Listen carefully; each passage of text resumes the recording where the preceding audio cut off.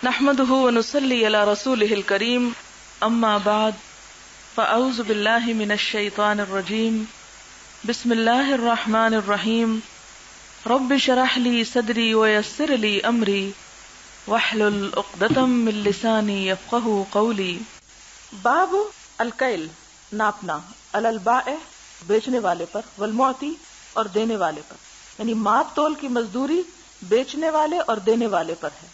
وقول اللہ عز وجل وَإِذَا كَالُوهُمْ أَوْ وَزَنُوهُمْ يُخْسِرُونَ، کہ جب وہ ان کو ناپ کر دیتے ہیں یا تول کر دیتے ہیں تو کم دیتے ہیں، یعنی کالو لہم و وزنوا لہم، یہ مراد ہے۔ کقولہ یسمعونکم یسمعون لکم، کہ سنتے ہیں تم کو یعنی تمہارے لیے سنتے ہیں۔ وقال النبی صلی اللہ علیہ وسلم اکتالوا حتی تستوفوا، ناپ کر لو یہاں تک کہ پورا۔ ویذکر عن عثمان، اور حضرت عثمان رضی اللہ تعالیٰ عنہ پہ روایت کیا جاتا ہے کہ ان النبی صلی اللہ علیہ وسلم قال له، کہ آپ نے حضرت عثمان سے فرمایا تھا اذا بعت فکل، کہ جب تم بیچو فکل تو ماپ کر دو، واذا ابتعت، اور جب خریدو فقتل تو نپوا کے لو۔ یعنی مراد اس سے کیا ہے کہ ایسے ہی ہیپھیزرلی چیزیں نہیں لینی دینی چاہیے، خریدتے وقت بھی ناپ اور تول درست ہونا چاہیے، نپوا کے لینا چاہیے، اور جب بیچے انسان تو بھی ناپ تول کر چیز دینی چاہیے۔ یہ اس کی تلقین کیوں کی گئی، یہ تاکید کیوں کی گئی؟ اس لیے کی گئی کہ کسی کے بھی حق میں کچھ خسارہ نہ ہو، کیونکہ یہ خسارہ دلوں میں باہم بغض پیدا کرتا ہے، اور ہمیشہ لینے والا شک میں ہی رہتا ہے کہ مجھے ہی کم ملا ہوگا، اور دینے والا کیا سمجھتا ہے کہ میرے سے ہی زیادہ چلا گیا ہے۔ تو اس طرح دونوں کے اندر سے شک دور ہو جائے اور اطمینان کے ساتھ لین دین کا کام جاری رہے۔ حدثنا عبداللہ بن یوسف اخبرنا مالک عن نافع عن عبداللہ بن عمر رضی اللہ عنہما ان رسول اللہ صلی اللہ علیہ وسلم قال من ابتاع طعاما فلا يبيعه حتى يستوفيه، آپ نے فرمایا کہ جو کوئی خریدے کوئی اناج فلا يبيعه، تو اس کو نہ بیچے، حتى يستوفيه، یہاں تک کہ اس پر قبضہ نہ کر لے، یعنی کوئی چیز قبضہ کیے بغیر آگے نہ بیچی جائے۔ مثلا کسی سے آپ نے ایک قلم خریدا، قلم ابھی آپ تک پہنچا نہیں تو آپ کاغذی طور پر اسے آگے بیچ دیتے ہیں اور اس سے قیمت وصول کر لیتے، تو یہ ناجائز ہے۔ کیوں؟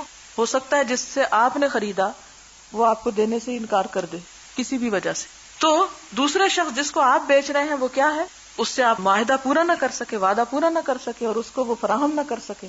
ہمارے ہاں آپ دیکھیں کہ جیسے پراپرٹی کا بزنس ہے، اس میں بہت سے لوگ یہ کام کرتے ہیں کہ ایک چیز کاغذی کاروائی پہ لی اور اس کو ابھی پوزیشن لی نہیں کہ آگے بیچ دی، اور وہ آگے سے آگے ایک ہی پلاٹ 6-7 لوگوں کے ہاتھوں بکا ہوا ہوتا ہے، اور بہت سے لوگ بیچ میں سے قیمتیں لے جاتے ہیں، اور جب خدا نخواستہ کوئی قانونی مشکل کی وجہ سے وہ آخری شخص جس نے واقعی نیت رکھی ہو کہ اپنے لیے لینا ہے، اس کو پھر ٹرانسفر ہونے میں کئی ایک مشکلات پیش آتی ہیں، اور بہت سے فساد، لڑائی جھگڑے اور وقت کا ضائع ہونا اس میں شامل ہو جاتا ہے۔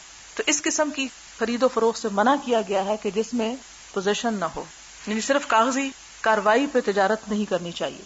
حدثنا عبدان اخبرنا جریر عن مغیرۃ عن الشعبی عن جابر رضی اللہ عنہ قال توفی عبداللہ بن عمرو بن حرام وعلیہ دین، عبداللہ بن عمرو بن حرام فوت ہو گئے اور ان کے اوپر کچھ قرض تھا۔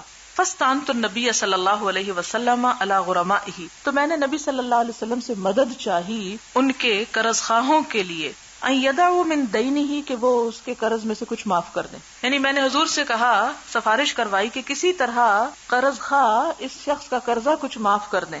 فطلب النبی صلی اللہ علیہ وسلم الیہم، آپ نے ان قرض خواہوں کو طلب کیا، یعنی ان سے مطالبہ کیا کہ وہ ایسا کر دیں۔ فلم یفعلوا، تو انہوں نے نہ کیا۔ اس سے آپ اندازہ لگائیں کہ سفارش کی تو جا سکتی ہے لیکن زبردستی کسی سے منوایا نہیں جا سکتا۔ یعنی مثلاً یہ تو کہا گیا نا کہ سفارش کرو کہ اجر پاؤ، لیکن اس میں یہ شرط نہیں ہے کہ وہ کروا کر ہی چھوڑو، اور اگر کروایا نہیں تو اس کے شکر گزار بھی نہ ہو۔ نہیں، اگر کسی نے سفارش کر ہی دی، کام ہوا یا نہیں، کرنے والے کا احسان آپ پہ ہو گیا۔ فلم یفعلوا فقال علی النبی صلی اللہ علیہ وسلم، تو نبی صلی اللہ علیہ وسلم نے مجھ سے فرمایا اذهب، جاؤ، فصنف تمرک اصنافا، تو اپنی کھجوروں کی الگ الگ قسمیں کر دو۔ صنف تصنیف کر دو یعنی تقسیم کر لو۔ العجوۃ علیہدۃ، یہ علیحدہ وہی ہے جو ہمارا علیحدہ، ہم اس کو یہ کو ہے کے ساتھ ملا دیتے ہیں، عربی میں الگ لکھا جاتا ہے کہ اجوا کو الگ کر دو، اجوا کھجور کا نام ہے۔ وازق زیدا علیحدہ، اور ازق زید کو الگ کر دو۔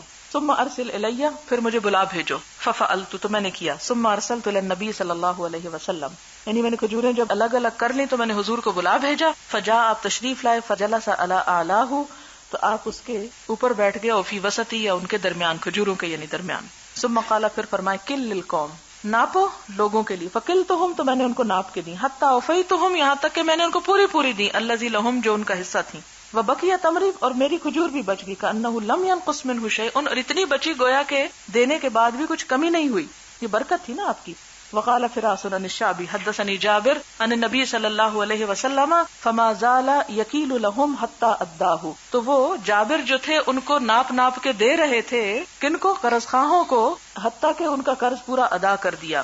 وقال ہشام عن وہب عن جابر قال النبی صلی اللہ علیہ وسلم، نبی صلی اللہ علیہ وسلم نے ان سے فرمایا جز لہ فاوف لہ، یعنی کھجور کاٹو اور قرض خواہ کو قرضہ پورا ادا کر دو. اس سے یہ قصہ ہے ایک چھوٹا سا، مراد یہ کہ ایک شخص فوت ہو گیا تو حضرت جابر جو تھے انہوں نے چاہا کہ ان کا قرضہ کسی طرح، یہ اتنی احساس کیوں تھا کہ آپ صلی اللہ علیہ وسلم اس مقروض کا جنازہ پڑھنے سے بھی انکار کر دیتے تھے کہ جس کے اوپر کسی شخص کے ذمے سے کچھ قرض ہوتا، اس لیے کہ قرض کا گناہ جو ہے شہید سے بھی معاف نہیں، شہید بھی بخشا نہیں جائے گا جب تک کہ وہ قرضے کا حصہ پورا نہیں دے دے گا. بہرحال اب یہ تھا کہ وہ فوت ہو گئے تو انہوں نے چاہا کہ ان کا قرضے کو اتارنے کا بندوبست کیا جائے. تو اس کے لیے انہوں نے پہلا طریقہ کیا کیا کہ آپ صلی اللہ علیہ وسلم سے فرمایا کہ آپ کی بات لوگ بہت مانتے ہیں، اگر آپ انہیں کہہ دیں گے کہ قرضہ معاف کر دو تو کر دیں گے. تو پہلا طریقہ یہ اختیار کیا، لیکن جنہوں نے قرضہ لینا تھا چونکہ کافی زیادہ تھا تو نہیں معاف کر رہے تھے، کہتے نہیں ہم نہیں چھوڑتے. اب آپ صلی اللہ علیہ وسلم بھی ساتھ شامل ہو گئے جابر کے کہ اب کوئی اور طریقہ کرنا چاہیے. آپ نے ایک تدبیر کی. تدبیر کیا تھی کہ جاؤ اپنی کھجوریں کیا کرو، الگ الگ کر لو اور پھر مجھے آ کے بتاؤ. انہوں نے اجوا الگ کر لی، دوسری الگ کر لی. آپ صلی اللہ علیہ وسلم تشریف لائے اور ان دونوں کے درمیان بیٹھ گئے. ان پر بیٹھ گئے، ان پر بیٹھنے سے مرادی کے کھجوروں کے پاس بیٹھ گئے، ہاتھ وغیرہ رکھا ہوگا. اور پھر اس کے بعد کیا کیا، کہا قرض خواہوں کو بلا لو. قرض خواہ آ گئے، کہا ان کو ناپو کھجوروں کو اور دو ان کو جتنا جتنا ان کا حق بنتا ہے. وہ سارا وہ دیتے گئے حتیٰ کہ باقی بھی بچ گئی. تو اس طرح قرضہ بھی ادا ہو گیا اور ان کی اپنے مال میں بھی برکت ہو گئی. اس سے ایک اور بات ہمیں پتہ چلتی ہے اور وہ یہ کہ جب انسان کسی دوسرے کے لیے بھلائی کرتا ہے، خیر خواہی کرتا ہے، اس کی مدد کرتا ہے، اللہ اس کی مدد کرتا ہے. باب ما یستحب من الکیل، ناپنا جو ہے پسندیدہ ہے. اب پیچھے آپ نے ایک حدیث پڑھی تھی حضرت عائشہ کی، وہ کہتی ہے میں جو کھاتی رہی، جب ناپا تو ختم ہو گئے. وہ یہ ہے کہ گھر میں آنے کے بعد ناپ تول نہیں کرنی چاہیے، لیکن خرید و فروخت کے وقت ناپ تول کرنا جو ہے وہ ضروری ہے. حدثنا ابراہیم ابن موسیٰ حدثنا الولید عن ثور عن خالد بن معدان عن المقدام بن معدی کرب رضی اللہ عنہ عن النبی صلی اللہ علیہ وسلم قال کیلوا طعامکم یبارک لکم، اپنا اناج ماپ لیا کرو، اس سے تمہارے لیے برکت ہوگی. یعنی ناپ کر لیا کرو. یہ ناپنے کی بات وہی جھگڑا ختم کرنے کے لیے ہے. باب برکت ساع النبی صلی اللہ علیہ وسلم مدہ، نبی صلی اللہ علیہ وسلم کے ساع اور مد یعنی پیمانے ہیں، ان میں برکت. فی عائشہ رضی اللہ عنہا نے نبی صلی اللہ علیہ وسلم، اس میں حضرت عائشہ کی روایت ہے. حدثنا موسیٰ حدثنا وہیب حدثنا عمرو بن یحییٰ عن عباد بن تمیم الانصاری عن عبد اللہ بن زید رضی اللہ عنہ عن النبی صلی اللہ علیہ وسلم ان ابراہیم حرم مکہ ودعا لها، کہ ابراہیم علیہ السلام نے مکہ کو حرام قرار دیا اور اس کے لیے دعا فرمائی. وحرمت المدینہ، اور میں نے مدینہ کو حرم قرار دیا. کما حرم ابراہیم مکہ، جس طرح ابراہیم علیہ السلام نے مکہ کو حرم قرار دیا تھا. ودعوت لها، اور اس کے لیے میں نے دعا کی. فی مدھا وسعها، اس کے مد اور سع میں. مثل ما دعا ابراہیم لمکہ، جس طرح ابراہیم علیہ السلام نے مکہ کے لیے دعا کی تھی. مد اور سع وہ پیمانے تھے جس سے چیزیں ناپ کر دی جاتی. حدثني عبد الله بن مسلمة عن مالك عن اسحاق بن عبد الله عن ابي طلحة عن انس بن مالك رضي الله عنه ان رسول الله صلى الله عليه وسلم قال، نبی صلی اللہ علیہ وسلم نے فرمایا اللهم بارک لهم في مكيالهم، اے اللہ ان کے ناپ میں برکت ڈال. وبارک لهم في ساعهم، اور ان کے ساع میں یعنی مدینہ والوں کے ساع میں برکت دے. ومدهم، اور ان کے مد میں برکت دے یعنی اہل المدینہ. باب ما يذكر في بيع الطعام، کھانے کا اناج کا بیچنا. والحکرت، اور احتکار ذخیرہ اندوزی. ذخیرہ اندوزی یہاں خاص طور پر جب چیز مہنگی ہو تو اس وقت چیز خرید کر سٹور کر لینا تاکہ اور مہنگی ہو تو بیچ سکیں. اگر عام حالات میں خرید کر سٹور کر لی جائے کہ سارا سال بیچیں گے تو کوئی حرج نہیں، لیکن مہنگائی کے وقت، قحط کے وقت، ضرورت کے وقت کسی چیز کا روکنا جو ہے ذخیرہ اندوزی، وہ ممنوع ہے. حدثنا اسحاق بن ابراہیم اخبرنا الولید بن مسلم عن الاوزاعی عن الزہری عن سالم عن ابیہ رضی اللہ عنہ قال رأیت الذین یشترون الطعام مجازفۃ، کہ میں نے دیکھا ہے کہ جو لوگ بن تولے یا بن ماپے غلہ خریدتے ہیں. یضربون علی عہد رسول اللہ صلی اللہ علیہ وسلم، تو مارے جاتے تھے نبی صلی اللہ علیہ وسلم کے زمانے میں، ان کو مار پڑتی تھی. ان یبیعوہ حتی یؤوہ الی رحالہم، کہ نہ بیچیں اس کو، اللہ یبیعوہ حتی یؤوہ، یہاں تک کہ اسے لے جائیں الی رحالہم، اپنے گھروں کی طرف. یعنی مراد یہ ہے کہ اسٹور تو کیا جا سکتا ہے لیکن ضرورتاً. حدثنا موسیٰ بن اسماعیل حدثنا وہیب عن ابن طاؤس عن ابیہ عن ابن عباس رضی اللہ عنہما ان رسول اللہ صلی اللہ علیہ وسلم نہا ان یبیع الرجل طعاما حتی یستوفیہ. آپ نے منع فرمایا کسی شخص کو کچھ بیچنے کو یہاں تک کہ وہ اسے اس کی پوزیشن لے لے. قلت لابن عباس کیف ذاک, میں نے ابن عباس سے پوچھا یہ کیسے؟ قال ذاک دراہم بدراہم, کہا یہ ایسے ہی ہے جیسے روپے کے بدلے روپے بیچنا.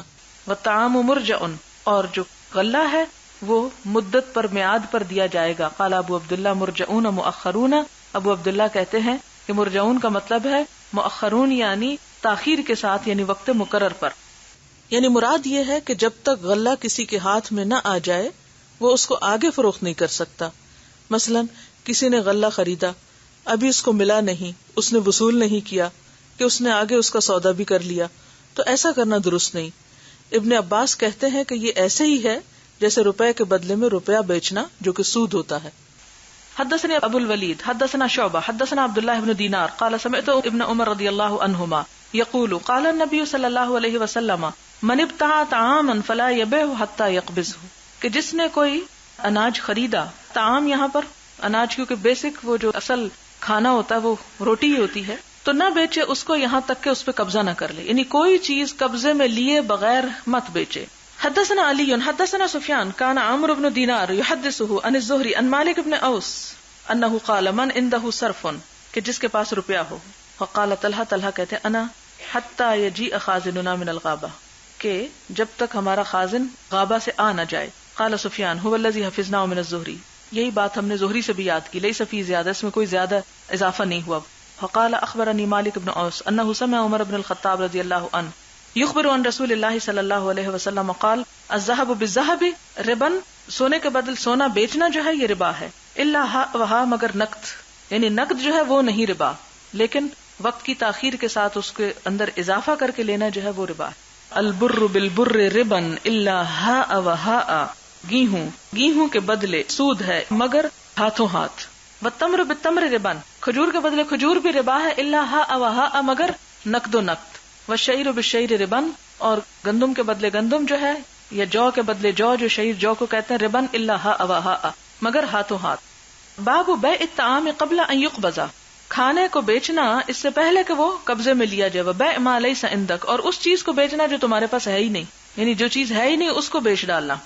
حدثنا علی بن عبداللہ حدثنا سفیان قال الذی حفظناه من عمرو بن دینار سمع طاؤوسا یقول سمعت ابن عباس رضی اللہ عنہما یقول اما الذی نہا عنہ النبی صلی اللہ علیہ وسلم فهو الطعام ان یباع حتى یقبض. ابن عباس کہتے ہیں کہ نبی صلی اللہ علیہ وسلم نے جس چیز سے روکا ہے وہ گندم ہے یا گیہوں ہے, ان یباع کے بیچ دیا جائے, حتی یقبض, یہاں تک کہ اسے قبضہ کیا جائے, یعنی قبضہ کیے بغیر کوئی چیز آگے بیچنا درست نہیں. قال ابن عباس ولا احسب كل شيء الا مثله, اور ابن عباس کہتے ہیں کہ میں تو ہر چیز کو ایسا ہی سمجھتا ہوں, یعنی صرف گیہوں کی بات نہیں کی جا رہی, یہاں ہر سودے کی بات کی جا رہی ہے کہ جس میں قبضے سے پہلے اس کو آگے بیچنا درست نہیں. یہ اصل میں تو ابن عباس ہی کا اجتہاد ہے, لیکن اس کے بارے میں حدیث بھی آپ دیکھ چکے ہیں.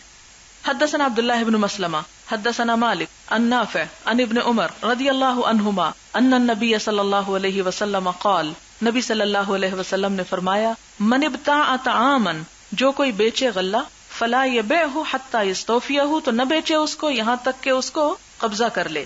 زاد اسماعیل فلا یبیع حتی یقبضہ, نہ بیچے اس کو جب تک اپنے پاس لے نہ لے. یعنی مثلا ایک شخص صرف ٹیلی فون پہ بیٹھ کے سودے نہ کرتا رہے, کس لحاظ سے کہ ابھی غلہ پہنچا نہیں تو اس کو آگے بیچ دے اور وہ اس کو مزید آگے.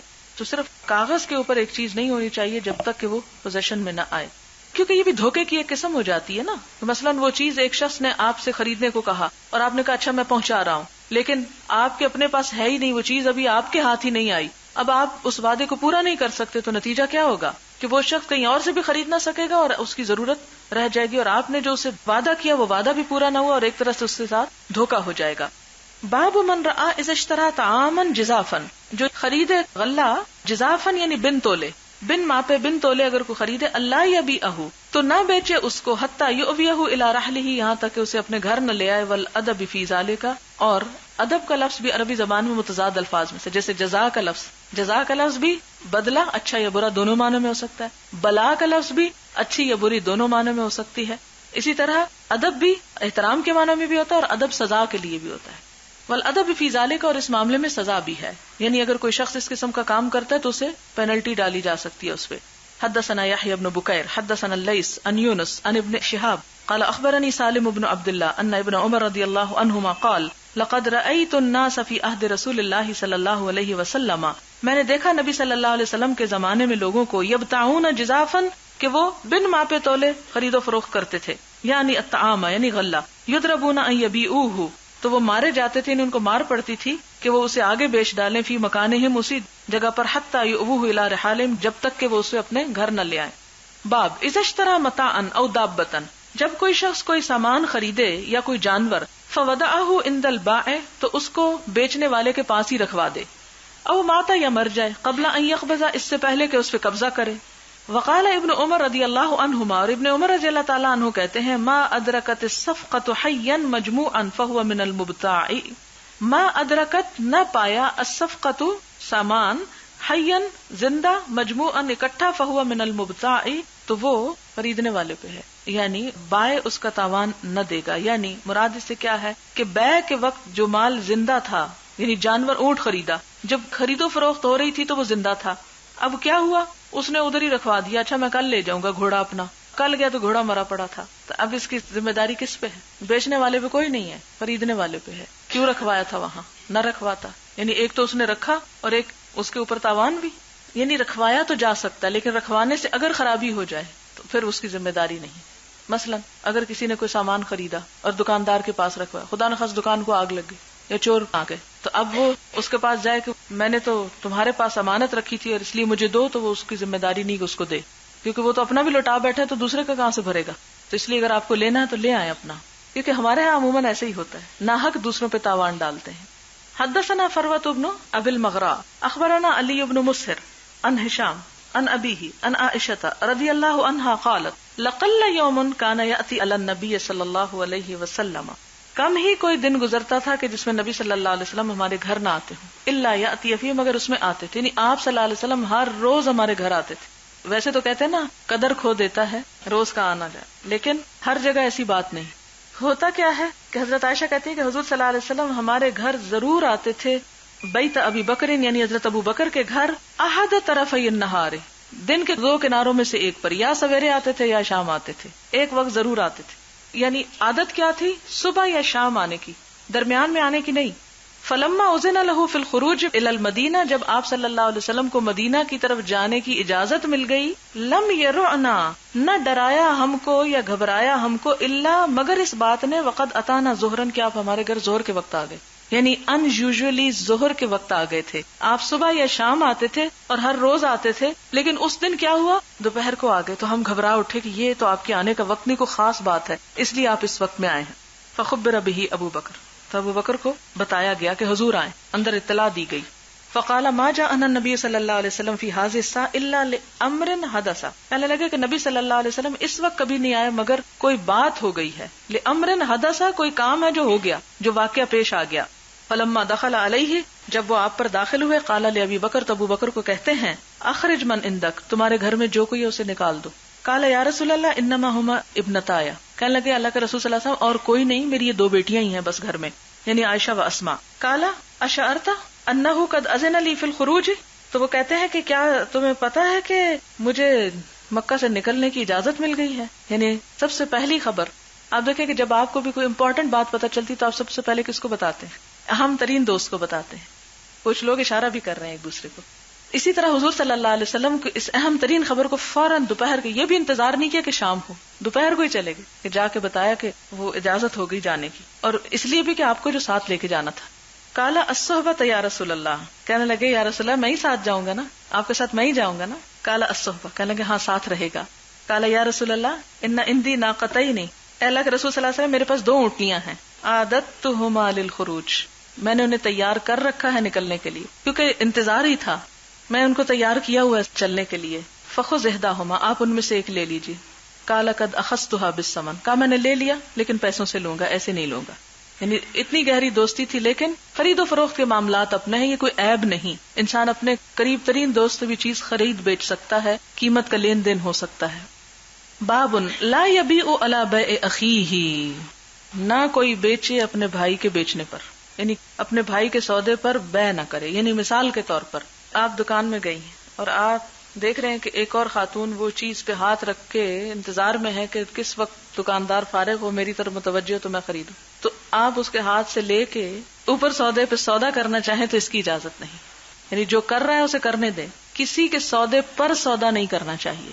ولا یصوم علی صوم اخیہ، اور نہ بولی دے اپنے بھائی کی بولی پر. یصوم قیمت لگانا، حتی یأذن لہ، یہاں تک کہ اس کو وہ اجازت خود نہ دے دے. او یترک، یا وہ چھوڑ دے. یعنی خریدنے والا مثلا دیکھے کہ وہ دوسرا خریدنا چاہتا تو وہ آفر کر دے، اچھا چلو تم خرید لو، اچھا لے لو کوئی بات نہیں، تم خرید لو. تو اس صورت میں تو ٹھیک ہے. یا پھر وہ ناپسند کر کے اسے چھوڑ دے، جب وہ چھوڑ جائے تو تم لو، اس کے ہاتھ سے کھینچنے کی مت کوشش کرو. حدثنا اسماعیل قال حدثني مالک عن نافع عن عبد الله بن عمر رضی اللہ عنہما ان رسول اللہ صلی اللہ علیہ وسلم قال، نبی صلی اللہ علیہ وسلم نے فرمایا، لا يبيع بعضكم على بيع اخیہ، تم میں سے کوئی شخص اپنے بھائی کی بیع پر بیع نہ کرے. حدثنا علی بن عبد اللہ حدثنا سفیان حدثنا الزہری عن سعید بن المسیب عن ابی ہریرہ رضی اللہ عنہ قال، نہا رسول اللہ صلی اللہ علیہ وسلم، نبی صلی اللہ علیہ وسلم نے منع کیا ہے، ان یبیع حاضر لباد، کہ شہر والا باہر والے کا مال بیچے، یعنی نہ بیچے. ولا تناجشوا، اور ایک دوسرے پہ قیمت مت بڑھاؤ، یعنی دھوکہ دینے کے لیے. یہ کیا ہے؟ مثلا ایک دکاندار اپنی دکان میں ایک شخص کو کھڑا رکھے. کس طرح کہ کوئی شخص آئے، وہ کہے کہ اچھا یہ کتنے کا دو گے؟ 10 روپے کا. تو دوسرا کہے اچھا مجھے دے دو، میں 12 دیتا ہوں. تو وہ کہے گا نہیں اچھا چلو پھر مجھے ہی تم 12 کا دے دو. تو یہ کیا ہے؟ دھوکے سے قیمت بڑھانا ہے کہ ایک بیچ میں بلا وجہ ایک ایسا شخص کھڑا کیا ہوا ہے کہ جو خریداروں کو دھوکہ دے رہا ہے اس بات میں، یعنی ان کی جو پسند ہے اس کو ایکسپلائٹ کر رہا ہے، دوسروں کی کمزوری سے فائدہ اٹھا رہا ہے. کہ ایک شخص ہے ضرورت مند ہے، پتہ ہے اس نے خریدنا ہے اور ویسے نہیں اتنی قیمت پہ خریدے گا، تو ایک ٹرک کے ذریعے اس کی قیمت بڑھوانا ایسا درست نہیں، اس کی اجازت نہیں ہے. ولا یبیع الرجل علی بیع اخیہ، اور کوئی شخص اپنے بھائی کی بیع پر بیع نہ ڈالے. ولا یخطب علی خطبۃ اخیہ، اور اپنے بھائی کے پیغام پر پیغام نہ دے. یعنی اگر کسی نے کہیں رشتہ بھیجا ہے اور رشتہ کر رہا ہے تو کوئی دوسرا بیچ میں ٹپک کر اس رشتے کو خراب کر کے اپنے لیے نہ لے. آپ دیکھیں کہ کوئی ہے مقام ایسا جہاں اسلام نے تعلیم اور رہنمائی نہ کی ہے. اور ہمارے ہاں یہ 2 مواقع ایسے ہیں کہ جب معاشرے کے اندر انارکی پھیلتی، فساد پھیلتا ہے، تجارت اور خرید و فروخت کے معاملے اور رشتوں کے معاملے. اس میں ایثار نہیں ہے. اور بلا وجہ مثلا کہیں سے رشتہ مانگا، دینے سے انکار ہو گیا، وہ جادو چکر چل پڑے، پھر کسی اور کے لیے باندھ دیا. پتا جانے اس کی حقیقت کتنی ہے، لیکن آپ نے اکثر سنا ہوگا کہ فلاں کا رشتہ بندھا ہوا ہے. نہیں، رشتہ نہیں ہوتا. کیوں بند گیا؟ کہ کسی نے مانگا، اس کو نہیں ملا، تو کہا جو مجھے نہیں ملا تو کسی کو بھی نہ ملے. حد درجے کا حسد ہے نا، حد درجے کا بخل. احضرت الانفس الشح، اور ومن یوق الشح نفسہ فاولئک هم المفلحون، جن کے دلوں سے یہ شح نکل گیا وہی اصل میں کامیاب ہونے والے. آپ دیکھیں کہ 10 ہجری میں آیت نازل ہوتی ہے، الیوم اکملت لکم دینکم واتممت علیکم نعمتی ورضیت لکم الاسلام دینا. اور پھر اس کے آگے آتا ہے کہ فلا تخشوہم واخشونی، اب ان سے نہ ڈرو، مجھ سے ڈرو.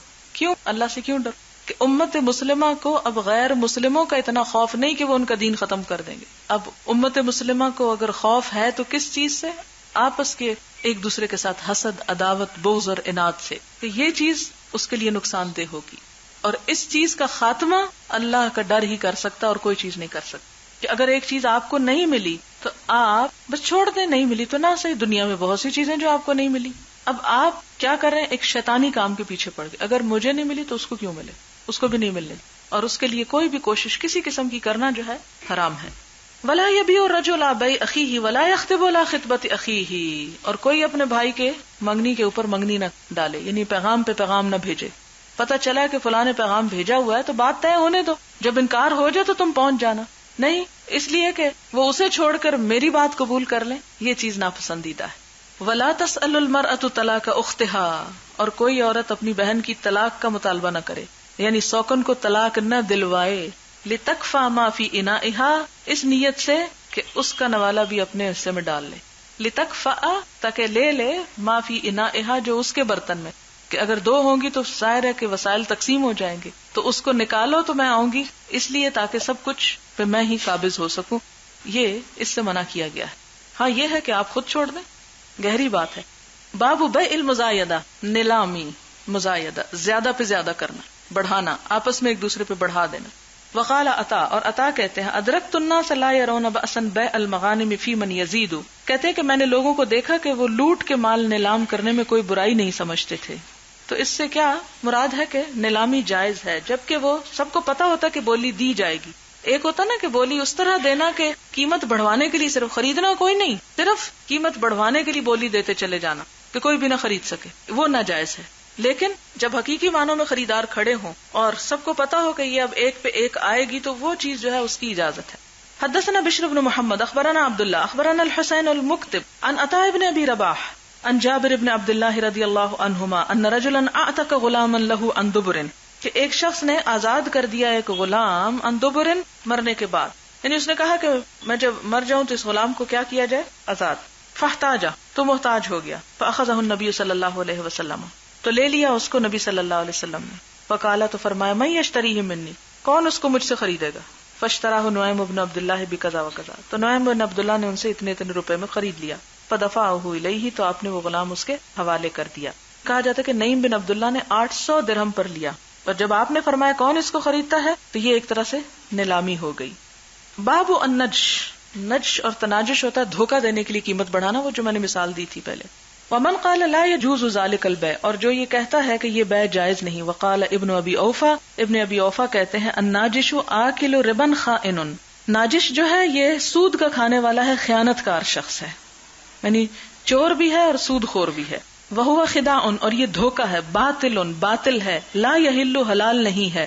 قال النبی صلی اللہ علیہ وسلم، نبی صلی اللہ علیہ وسلم نے فرمایا الخدیعۃ فی النار، دھوکہ دہی آگ میں ہے، یعنی جو دھوکہ دے گا وہ آگ میں جائے. ومن عمل عملا لیس علیہ امرنا فہو رد، جس نے کوئی ایسا کام کیا جس کا ہم نے حکم نہیں دیا تو وہ کام بھی ریجیکٹڈ ہے، مردود ہے، یعنی بدعت کی طرف اشارہ ہے. کل محدثۃ بدعہ وکل بدعۃ ضلالہ، ہر بدعت گمراہی ہے، یعنی اپنے سے دین میں نئے نئے ایجادات کرتے چلے جانا. حدثنا عبداللہ بن مسلمہ حدثنا مالک عن نافع عن ابن عمر رضی اللہ عنہما قال نہى النبی صلی اللہ علیہ وسلم عن النجش، نبی صلی اللہ علیہ وسلم نے نجش سے منع کیا، یعنی دھوکے سے قیمت بڑھانے سے منع فرمایا. باب بیع الغرر وحبل الحبلۃ، باب بیع تجارت یا فروخت کرنا الغرری دھوکے کے ساتھ. جیسا کہ آپ غرور لفظ جانتے ہیں، اس کا مادہ بھی غین رے ہے، دھوکا. قرآن پاک میں آتا ہے لا یغرنکم باللہ الغرور، تو وہاں دھوکے باز کے لیے غرور کا لفظ آیا.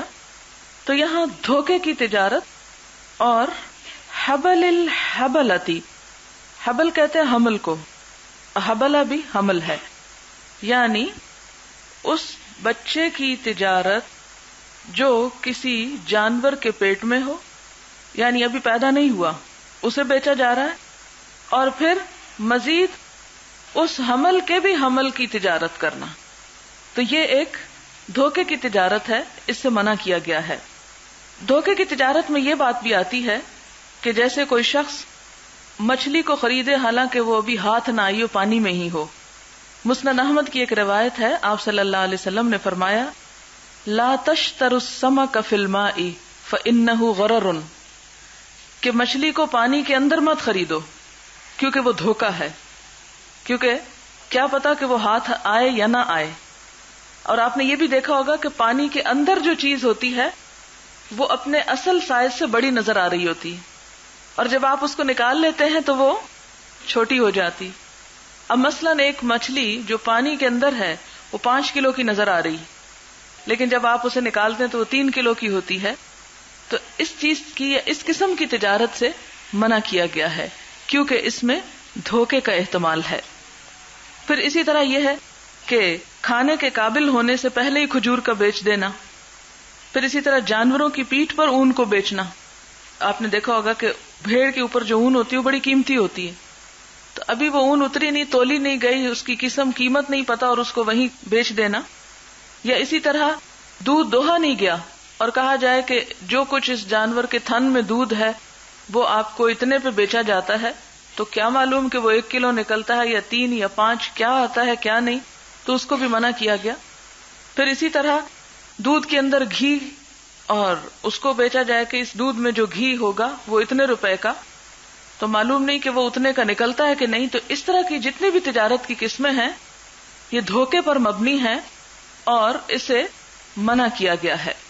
حدثنا عبد الله بن يوسف اخبرنا مالك النافع عن عبد الله بن عمر رضي الله عنهما ان رسول الله صلى الله عليه وسلم نبی صلی اللہ علیہ وسلم نے نہا عن بیع حبل الحبلۃ کہ حمل کے حمل کی تجارت سے روکا، وکان بیعا اور یہ ایک ایسی بیع تھی یتبایعہ اہل الجاہلیت کہ جو بیع رائج تھی جاہلیت کے لوگوں میں، یا وہ اس قسم کی تجارت کیا کرتے تھے۔ کان الرجل یبتاع الجزور الی ان تنتج الناقۃ، کان الرجل تھا ایک شخص، یبتاع خریدتا، الجزور اونٹ یا اونٹنی، یعنی جو بھی اس کے پیٹ کے اندر ہو، الی ان تنتج الناقہ یہاں تک کہ وہ بچہ جن دے۔ تنتج نتاج ہوتا ہے اونٹنی کا بچہ پیدا کرنا، نتیجہ کا لفظ بھی اسی سے ہے کیونکہ وہ بھی ایک طرح سے ریزلٹ ہوتا ہے نا۔ ثم تنتج التی فی بطنها، اور پھر یہ بھی ساتھ ہی تجارت طے کر لے کہ وہ جو اس اونٹنی کے پیٹ میں بچہ ہے، پھر جو اس کا آگے بچہ ہوگا اس کو بھی میں بیچتا ہوں۔ تو جب ابھی وہ پیدا ہی نہیں ہوا تو آپ بیچ کیسے سکتے ہیں؟ تو اہل جاہلیت اس قسم کی خرید و فروخت بھی کیا کرتے تھے، اور ایسی خرید و فروخت جو ہے وہ مختلف قسم کے جھگڑوں کو جنم دیتی ہے، اس لیے اس سے منع کیا گیا۔